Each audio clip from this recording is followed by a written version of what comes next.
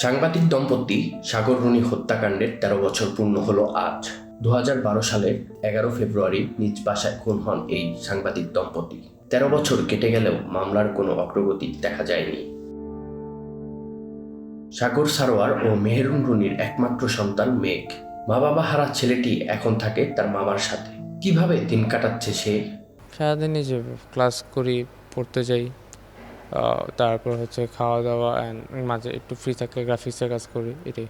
আমি আমার একটা পেজ আছে মেঘ এডিটার, ওইখানে আমি ওখানে আমার গ্রাফিক্সের কাজগুলো শো করি অ্যান্ড ওইটা দেখে আর কি লোকজন এটা দেখে অ্যান্ড আমাকে তখন ওখানে থেকে আমাকে ওদের প্রজেক্টের সাথে ইনভলভ করতেছে। ভবিষ্যতে স্পোর্টসের সাথে থাকতে চাই, যে স্পোর্টস আমার পছন্দ, ফুটবল বেশি পছন্দ, ফুটবল বলা যায়, তার সাথে বাকি স্পোর্টস যেরকম ক্রিকেট আছে ওইগুলোর সাথে আমার ইনভলভ হওয়ার ইচ্ছা। বাবা মার হত্যার বিচার নিয়ে আক্ষেপ ছেড়ে মেঘ বলে, আগের সরকারের আমলে মামলার কোনো অগ্রগতি হয়নি।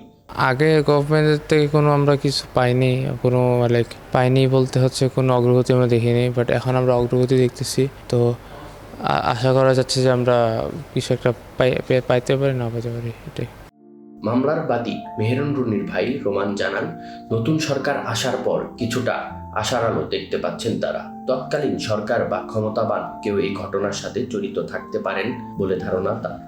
আমরা মনে করি যে আসলে এই এনার্জি সেক্টরে কোনো ঘটনা থেকে হয়তো ঘটে থাকতে পারে এই ঘটনাটা, এবং তৎকালীন সরকার বা সরকার সংশ্লিষ্ট কেউ, ক্ষমতাবান কেউ এটার সাথে জড়িত, যার জন্য আসলে ওই সময়টায় শুধু মামলা তদন্ত করে বের করা না, মানে তদন্ত প্রক্রিয়া ধামাচাপা দেওয়ার ব্যাপারটা না, এটা ধামাচাপা দেওয়ার জন্য নানা রকম নাটক আমরা দেখেছি।